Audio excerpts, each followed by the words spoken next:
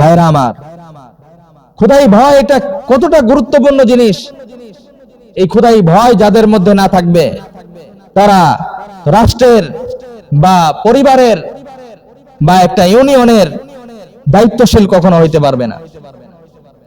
আল্লাহ তাআলার বিধান, যাদের মধ্যে খোদাই ভয় নাই, যাদের মধ্যে তাকওয়া নাই, তাদেরকে আপনি যেই প্ল্যাটফর্মেই তাদেরকে নেতা বানান না কেন, তাদের দ্বারা কখনো ইনসাফ কায়েম হবে না। কথা বলেন ঠিক কিনা? ইনসাফ কায়েমের জন্য একমাত্র শর্ত হলো আল্লাহর ভয়। কারণ যখন দেখবে যে দুনিয়ার একটু ক্ষমতা পেয়েছি, যখন দেখবে আমার ওয়ার্ডারে আমার ইউনিয়নের সকল মানুষ চলে, যখন দেখবে যে আমার কথাতে আমার অফিসের সকল সদস্যরা চলে, তখন সে তার নিজের মন মতো নিয়ম নীতি তৈরি করতে থাকবে। তখন আল্লাহর সংবিধান তার কাছে ভালো মনে হবে না। তখন তার কাছে মনে হবে, আরে এটা তো এইভাবে না হইলে আমি একটা মন মতো বানিয়ে দিলে তো আমার লাভ বেশি হয়। তখন সে আল্লাহ তাআলার কোন সংবিধান, আল্লাহর কোন বিধান বা এই কোন কাজ করলে কোনটা কিভাবে হচ্ছে সেদিকে কোনো ভ্রুক্ষেপ করবে না, বরং সে তখন মনচাহি জিন্দেগি পরিচালনা করবে এবং তার মনে যেটা চায় সেটাকে বাস্তবায়ন করার জন্য যদি ইচ্ছা হয় একজন না দুইজন না শত শত মানুষ পর্যন্ত হত্যা করতেও দ্বিধাবোধ করবে না। কথা বলেন ঠিক কিনা? কারণ কি? খোদাই ভয় যার মধ্যে নাই, তাকওয়া নাই, পরহেজগারি নাই। আর যাদের মধ্যে তাকওয়া থাকবে, পরহেজগারি থাকবে, ওই সমস্ত নেতারা রাষ্ট্রের জনগণের উপর জুলুম করবে তো দূরের কথা, রাষ্ট্রের একটা কলম দিয়ে নিজস্ব কোনো কাজ করবে না। সোনালী ইতিহাস, আমাদের আকাবিরদের ইতিহাস খুলে দেখেন, তারা এমনি এমনি পুরা দেশ, পুরা পৃথিবী, অর্ধজাহান পরিচালনা করে নাই। এখন তো এক একটা দেশের জন্য এক একটা আলাদা আলাদা রাষ্ট্রনায়ক হতে হয়, একটা এলাকার জন্য আলাদা করে মেম্বার চেয়ারম্যান থাকে। খলিফাতুল মুসলিমিন হযরত ওমর ফারুক রাদিয়াল্লাহু তাআলা আনহু অর্ধজাহান যিনি শাসন করেছেন, সুবহানাল্লাহ।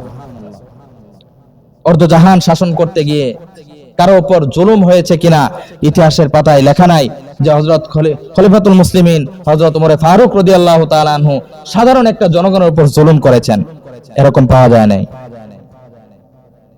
এটা পাওয়া গিয়েছে যে হযরত ওমর ফারুক রাদিয়াল্লাহু তাআলা আনহু রাতের বেলা সাধারণ মানুষের বেশ ধরে ধরে প্রত্যেকটা ঘরে ঘরে গিয়ে গিয়ে খোঁজ খবর নিত যে এমন কোন দারিদ্র ঘর রয়েছে কিনা যেই ঘরের মধ্যে খানা না থাকার কারণে, পেট ভরে আহার না করার কারণে সে রাত্রের বেলা ঘুমাইতে পারতেছে না। সুবহানাল্লাহ। এরকম খোঁজ খবর নিত ওমর ফারুক রাদিয়াল্লাহু তাআলা আনহু। রাস্তা দিয়ে হাঁটতেছেন, কান্নার আওয়াজ পাওয়া যায়, বৃদ্ধ এক মহিলা কান্না করতেছে এবং তার দুটা বাচ্চা পাশে বসে কান্না করতেছে। বাচ্চাদেরকে সান্ত্বনা দিচ্ছে যে বাবা এই তো খাবার চলে আসবে, খাবারের ব্যবস্থা হয়ে যাবে, তোমরা একটু ধৈর্য ধারণ করো। ওমর ফারুক রাদিয়াল্লাহু তাআলা আনহু দৌড়িয়ে গেছে রাষ্ট্রীয় কোষাগারে, গিয়ে তার যে সভাসদ ছিল তাদেরকে তিনি জাগ্রত করেন নাই, তাদের ঘুম নষ্ট করেন নাই, তাদের উপর জুলুম করেন নাই। কারণ সারাদিন রাষ্ট্রের সদস্যরা যারা রয়েছে তাদের ডিউটি হলো সারাদিন, রাত্রের বেলা তাদের কোনো ডিউটি নাই। কিন্তু রাত্রের বেলা ডিউটি হলো যিনি রাষ্ট্রের কর্ণধার তার। কথা বলেন ঠিক কিনা?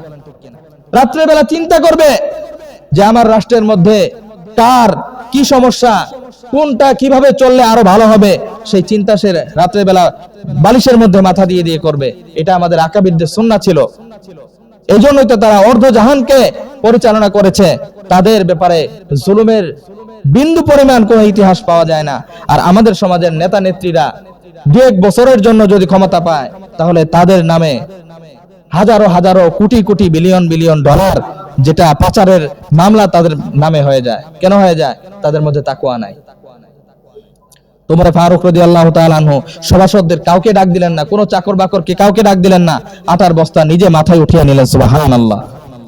অর্ধজাহানের খলিফা, আমাদের বাংলাদেশের প্রধানমন্ত্রী না, পুরা জাহানের অর্ধজাহানের খলিফা তিনি, যার এক ইশারায় পুরা অর্ধজাহানের সকল সৈনিকেরা উঠতো আর বসতো।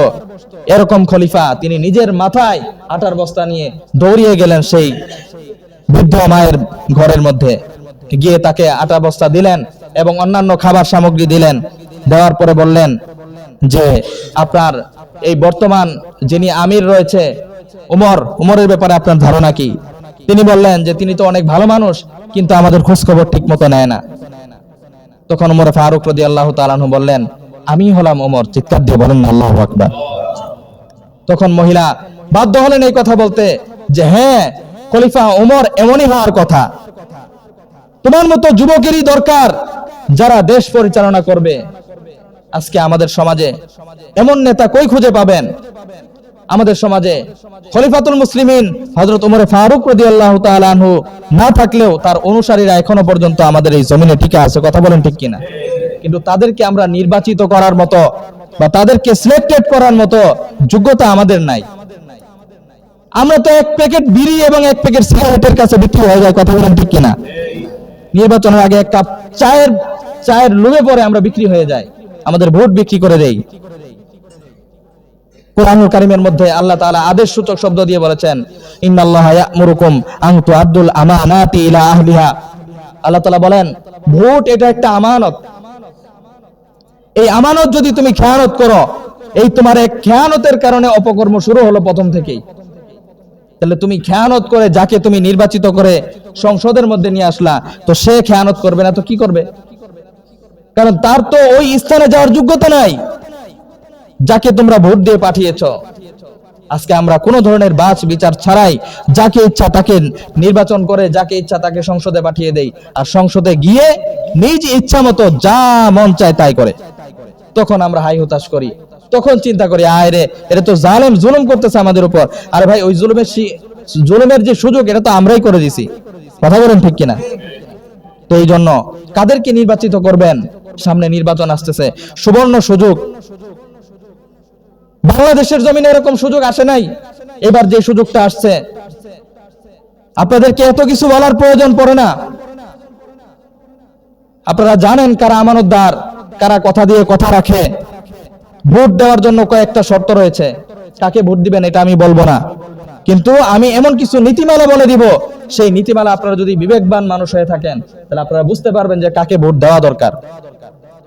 এক নাম্বার, আপনার ভোটের অধিকার বা ভোটের যোগ্য হলো ওই ব্যক্তি যেই ব্যক্তির মধ্যে কখনো মিথ্যার ছিটে ফোঁটা পাওয়া যায় না, মিথ্যা কথা বলে না, মিথ্যা কথা সে বলবে না।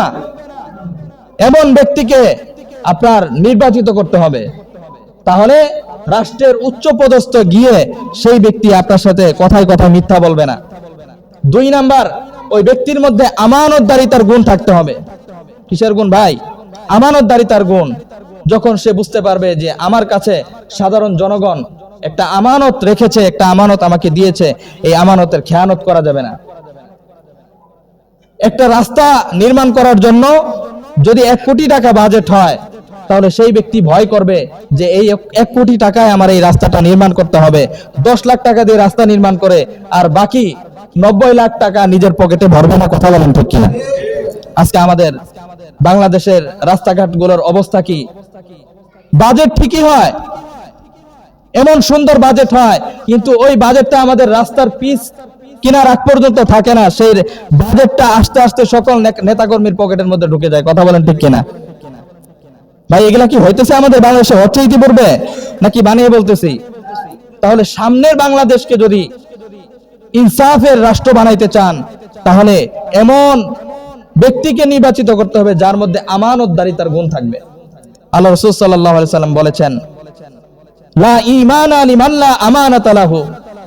যেই বান্দার মধ্যে আমানত নাই, যেই বান্দা মানুষের একটা আমানত নিয়ে সেই আমানতের খেয়ানত করে ফেলে, মানুষের সম্পদ নিয়ে সেই সম্পদটা তার কাছে পৌঁছিয়ে দেয় না, সেই ব্যক্তির ঈমানই নাই। তো যার ঈমান নাই, যার আমানত নাই, তাকে ভোট দেওয়া যাবে না। 3 নাম্বার হলো যার মধ্যে ইনসাফের গুণ থাকবে। এই জন্য আল্লাহ পাক রব্বুল আলামিন আমাদেরকে জানিয়ে দিয়েছে যে হাসরের কঠিন ময়দানে আল্লাহ পাক রব্বুল আলামিন যাদেরকে আরশের ছায়ার নিচে ছায়া দান করবেন, এদের মধ্যে একটা দল হলো যারা ইনসাফগার বাদশা, অর্থাৎ রাষ্ট্রীয় ক্ষমতা পেয়েছিল কিন্তু ক্ষমতার দুর্ব্যবহার করেনি, ইনসাফ কায়েম করেছিল রাষ্ট্রের মধ্যে।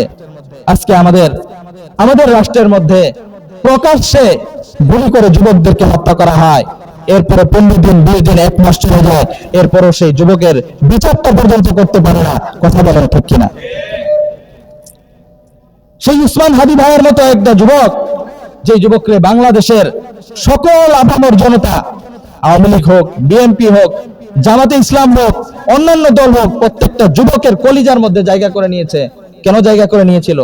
সেই ইনসাফের কথা বলতো। আমার তো মনে হয় সেই যুবকের মতো যদি আরো 10টা যুবক দাঁড়িয়ে যায়, তাহলে আমাদের বাংলাদেশে কেউ জুলুম করে পার পেতে পারবে না। কথা বলেন ঠিক কিনা? তাহলে এমন যুবক আমাদের মধ্য থেকেই তৈরি করতে হবে, আমাদেরকেই উঠতে হবে আমাদের রাষ্ট্রকে নতুন করে গড়ার জন্য, আমাদের রাষ্ট্রকে ইনসাফের রাষ্ট্র করার জন্য, আমাদের রাষ্ট্রকে জুলুম মুক্ত রাষ্ট্র করার জন্য আমাদের থেকেই আমাদেরকে দাঁড়াইতে হবে। এজন্য সর্বপ্রথম কথা হলো, সামনের যে নির্বাচন আসতেছে, এই নির্বাচনের মধ্যে যাকে ইচ্ছা তাকে আমরা নির্বাচিত করব না, বরং আমরা একটু বাজ বিচার করব যে কাদের দরকার, কাদের মধ্যে খোদাই ভয় আছে, কাদের মধ্যে আমানতদারিতা রয়েছে, কাদের মধ্যে ইনসাফ রয়েছে। এমন ইনসাফওয়ালা মানুষদেরকে যদি রাষ্ট্রের ক্ষমতায় আনতে পারেন, রাষ্ট্রের ক্ষমতায় যদি আনতে পারেন, তাহলে রাষ্ট্রের টাকা নিজের নামে পাচার করবে তো দূরের কথা, বরং তার বেতনের বাইরে একটা টাকা সে লরচর করবে না। এটা প্রমাণ আমাদের মাঝেই আছে। এই যে উপদেষ্টা যে তৈরি করা হয়েছে, জুলাইয়ের পর থেকে এই উপদেষ্টার মধ্যে ধর্ম উপদেষ্টা বানানো হয়েছে ডক্টর আফম খালেদ সাহেবকে, যিনি কমি মাদ্রাসার লেখাপড়া শেষ করে একটা ডক্টরেট ডিগ্রি অর্জন করেছেন। তিনি নির্দ্বিধায় এই কথা বলতে পেরেছেন যে এই যতদিন যাবত আমি ধর্ম উপদেষ্টায় রয়েছি, একটা টাকা আমার পকেটে কেউ আজও পর্যন্ত দিতে পারে নাই, বা একটা টাকা আমি রাষ্ট্রের টাকা আমি নিজে গ্রহণ করি নাই। এই কথাটা কয়জন নেতা বলতে পারবে বলেন দেখি? তিনি কেন বলতে পেরেছেন? কারণ তার মধ্যে আল্লাহর ভয় রয়েছে। কারণ যে একটা টাকা রাষ্ট্রের টাকা সে নিজের পকেটে ঢুকাবে, নিজের পেটে ঢুকাবে, সেই টাকাটা আগুন হয়ে কিয়ামতের ময়দানে উঠবে। কথা বলেন ঠিক কিনা? আর আমরা যারা আমানতদারিতা জানি, যারা আল্লাহর ভয় আমাদের মধ্যে আছে, আমাদের কথা হলো দুনিয়াটা সবকিছু না, আখিরাতটা হলো সবকিছু।